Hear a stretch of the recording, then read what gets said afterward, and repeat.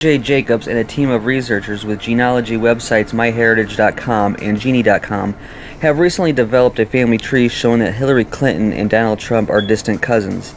They share royal blood that runs deep in their family lines. Jacobs told Extra in a recent interview that their 19th great-grandfather is King Edward III, so there is precedent for ruling a country. It's in their genes. When you take a close look at how global events have progressed over the ages, you will find that many of the families who dominate politics and economics today have bloodlines that trace back to the feudal lords of the Middle Ages. In Middle Eastern and Third World countries, this is painfully obvious because there are still royal dynasties that openly claim it's their birthright to rule over their country. While in the West, the aristocrats are a bit less open to the same principle still applies. For example, according to the British genealogy researchers Burke's Peerage, most of the presidents in American history have been connected to a select few royal bloodlines. In the election of 2004, George Bush and John Kerry were the options for U.S. president, but both candidates were distant cousins to the Queen of England. They had belonged to the same secret society at Yale University, the morbidly named Skull and Bones Fraternity. A young girl recently made the royal connections famous when her science fair project concluded that with the exception of Martin Van Buren, all U.S. commanders-in-chief, including current President Barack Obama, were descendants of a medieval English king known as Vlad the Impaler. A while ago, there was a CBS report on George Bush's genealogy and how he was related to Vlad the Impaler.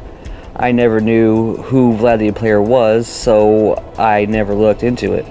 After watching a program devoted to Vlad featured on Cities of the Underground, it confirms a lot of bloodline talk that conspiracy theorists are talking about. It seems that Vlad was a bloodthirsty killer who loved to torture and was responsible for mass murder.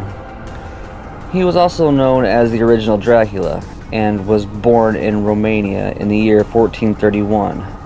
Dracula got his name from his father, who was the member of an elite society called Order of the Dragon. It was an elusive society founded by Holy Roman Empire. The name Dracula literally means son of the devil. The ironic thing is that Bush and Obama are also relatives of Princess Diana. In other records, they are related to Prince Charles. Princess Diana was not a commoner, as some would lead you to believe. Her ancestors were also elitists who were also Rosicrucian.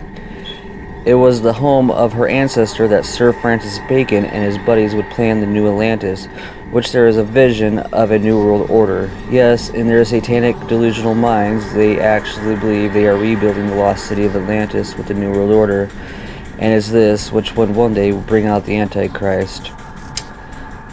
The Bible warns of peerless times in the end times, and we are definitely living in it.